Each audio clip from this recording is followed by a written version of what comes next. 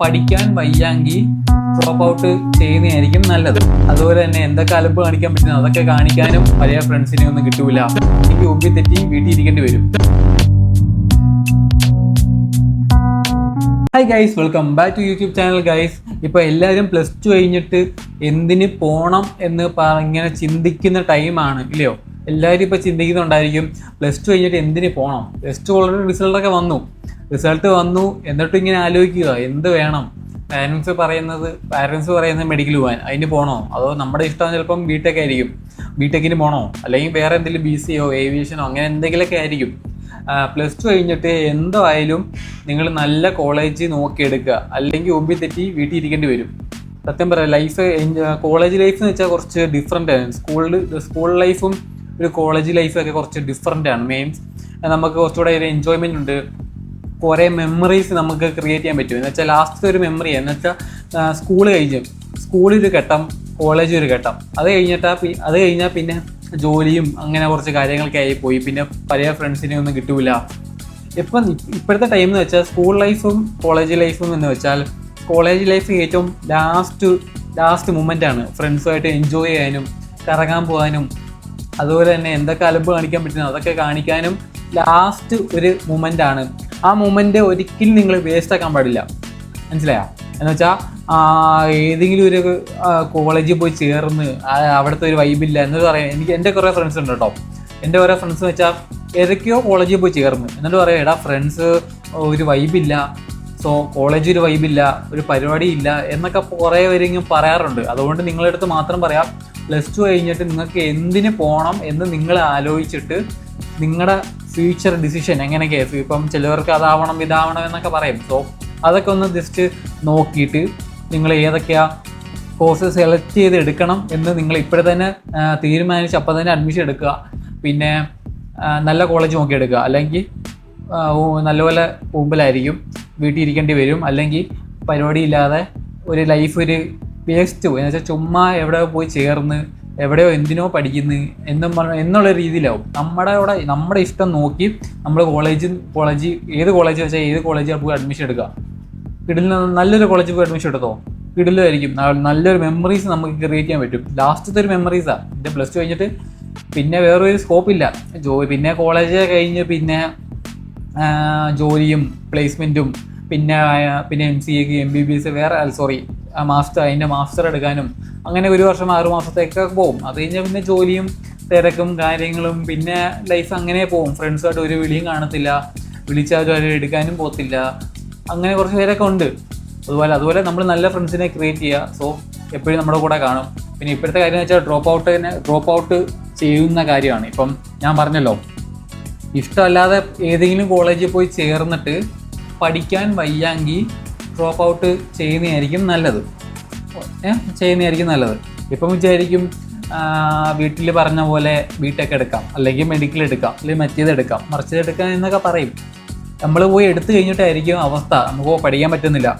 ഭയങ്കര പ്രഷർ, കോളേജിൽ നിന്ന് പ്രഷർ, വീട്ടിൽ നിന്ന് പ്രഷർ, എല്ലാം കാരണം നമുക്ക് പഠിക്കാൻ പറ്റില്ല ചില ടൈമിൽ. സോ നമ്മൾ തന്നെ വിചാരിക്കും ഡ്രോപ്പ് ഔട്ട് ആക്കാം, വയ്യ ഒക്കൂല, എന്നെ കൊണ്ട് ഒക്കൂല എന്നൊക്കെ വിചാരിച്ച് ലാസ്റ്റ് ഒരു വർഷം പോയി കഴിഞ്ഞിട്ട് ഉറപ്പായിട്ടും ഡ്രോപ്പ് ഔട്ട് ആക്കുന്നവരുണ്ട്. അതുകൊണ്ടാണ് ഞാൻ നേരത്തെ പറയുന്നത്, ഇതൊക്കെ ശ്രദ്ധിച്ചിട്ട് വേണം നിങ്ങൾ കോളേജിൽ വരാൻ. ഇപ്പം നമ്മുടെ കോളേജിലും എൻ്റെ ഇയർ പഠിച്ച കുറച്ച് പേരൊക്കെ ഡ്രോപ്പ് ഔട്ട് ആക്കി പോയി. എന്നുവെച്ചാൽ അവർക്ക് പ്രഷറും പറ്റൂല. ചിലവർക്ക് അങ്ങനെ എല്ലാവരെയും പോലെ അല്ലല്ലോ. ഇപ്പോൾ ചിലവർക്ക് കുറച്ചുകൂടെ പഠിക്കാൻ കേപ്പബിലിറ്റി കാണും, കുറച്ച് പേർക്ക് കുറവായിരിക്കും. അതൊക്കെ മാനേജ് ചെയ്ത് പോകണം. അതൊക്കെയാണ് പഠിത്തത്തിൻ്റെ കാര്യം. അതുകൊണ്ട് നിങ്ങൾ മാക്സിമം നല്ല കോളേജ് തിരഞ്ഞെടുത്ത് പോവുക. പിന്നെ ലാസ്റ്റ് നിമിഷത്തിൽ ഡ്രോപ്പ് ഔട്ട് ആക്കണം, പിന്നെ പണിയാവും. അങ്ങനെ കുറേ പേര് വരുന്നുണ്ട്. എന്തിനോ വന്നിട്ട് പഠിക്കാതെ സപ്ലൈയൊക്കെ. ഇപ്പം ചിലവർ കുറേ സപ്ലൈ ആകുമ്പോൾ ഡ്രോപ്പ് ഔട്ട് ആക്കി പോകുന്നവരുണ്ട്. അല്ലെങ്കിൽ കോളേജ് ഇഷ്ടപ്പെട്ടില്ല, അല്ലെങ്കിൽ പഠിക്കുന്നത് കുറേ ഉണ്ട് പഠിക്കാൻ എന്നും പറഞ്ഞ് ഡ്രോപ്പ് ഔട്ട് ആക്കി പോകുന്നവരുണ്ട്. സോ ഡ്രോപ്പ് ഔട്ട് ആക്കി പോകുന്നവരെന്തിനാ നോർമലി എന്തെങ്കിലും ഒരു നിലയിൽ നല്ല സ്ഥലത്തെത്തും, എവിടെയെങ്കിലുമൊക്കെ എത്തും. അവർക്ക് എന്തെങ്കിലും ഐഡിയ കാണും, ഇത് പഠിച്ചാൽ എന്ന് വെച്ചാൽ ഡ്രോപ്പ് ഔട്ട് ആക്കിയിട്ട് ഇതൊക്കെ പഠിച്ചാൽ നല്ലതായിരിക്കും എന്നുള്ള തോന്നൽ കാണും. അതുകൊണ്ടായിരിക്കും ഡ്രോപ്പ് ഔട്ട് ആക്കുന്നത്. സോ നിങ്ങൾ മാക്സിമം ഡ്രോപ്പ് ഔട്ട് ആക്കി നോക്കാതിരിക്കുക. അതിന് മുന്നേ നിങ്ങൾ ഏതെങ്കിലും നല്ല കോളേജ് സെലക്ട് ആക്കി വെക്കുക. അതായിരിക്കും ഏറ്റവും കുറച്ചുകൂടെ നല്ലത്. ഏതെങ്കിലും കൊള്ളാത്ത ഏതെങ്കിലും കോളേജിൽ പോയി പഠിച്ചിട്ട് ഡ്രോപ്പ് ഔട്ട് ആക്കുന്നതിന് നല്ലത് ഏതെങ്കിലും നല്ല കോളേജിൽ പോയി ഡ്രോപ്പ് ഔട്ട് ആക്കാതെ പഠിക്കുന്നതിൽ നല്ലത്. അത് ചിന്തിച്ച് നോക്കും. ഓക്കെ, അതുകൊണ്ട് ഇപ്പം തന്നെ ഞാനും വിചാരിച്ചു +2 കഴിഞ്ഞിട്ട് എന്തിനു പോകണമെന്ന് പറഞ്ഞിരിക്കുക. എന്തിനു പോകണം ഞാനും അന്ന് വിചാരിച്ച്. പിന്നെ ഓരോരുത്തർ ഇങ്ങനെ ഓരോന്ന് പറയും. ഇപ്പം നമ്മുടെ മനസ്സിൽ ചിലപ്പം വേറെ എന്തെങ്കിലുമൊക്കെ ആയിരിക്കും. സോ നമ്മളത് പ്രാക്ടിക്കൽ ആവത്തില്ല ചില ടൈമിലൊന്നും. സോ ഫാമിലീസൊക്കെ അങ്ങനെ പറയും. സോ നമ്മൾ അതിനെപ്പറ്റി തിങ്ക് ചെയ്യും, അതിനെപ്പറ്റി നമ്മൾ സെർച്ച് ചെയ്യും. അന്നേരം കുറച്ചുകൂടെ ഇഷ്ടപ്പെട്ടായിരിക്കും നമ്മൾ ഓരോ കോഴ്സ് എടുക്കുക. ഞാൻ ഇപ്പോൾ എടുത്തേക്കുന്ന ഇലക്ട്രിക്കൽ ആൻഡ് ഇലക്ട്രോണിക്സ് എഞ്ചിനീയറിംഗ് ആണ് TKM കോളേജിൽ. അപ്പോൾ ഞാൻ TKM കോളേജിൽ ഇപ്പം ഫൈനൽ ഇയറായി. ഇനി ഒരു വർഷത്തോടുള്ളൂ. ഒരു വർഷം ഇല്ലെന്ന് പറയുന്നത് 8-6 മാസം കാണും. അതോടെ കഴിഞ്ഞാൽ പിന്നെ കഴിഞ്ഞു. പിന്നെ കുറച്ച് ഇടയ്ക്ക് കുറച്ച് സപ്ലൈ ഒക്കെ ഉണ്ട്. സപ്ലൈ ഒക്കെ നമ്മൾ എഴുതി തീർക്കണം എന്നുള്ള ഒരു ഐഡിയ ഒക്കെയാണ്. പിന്നെ ബാക്കി ഓരോരുത്തർക്ക് ഓരോരോ അതിൻ്റെ ഓരോ ഡ്രീംസും കാര്യങ്ങളൊക്കെ ഉണ്ടല്ലോ. അത് ചെയ്യണം, ഇത് ചെയ്യണം. അതുപോലെ തന്നെയാണ് സൈഡിലേക്ക് പോകുന്ന ഒരു പാഷനൊക്കെ ഉണ്ടല്ലോ.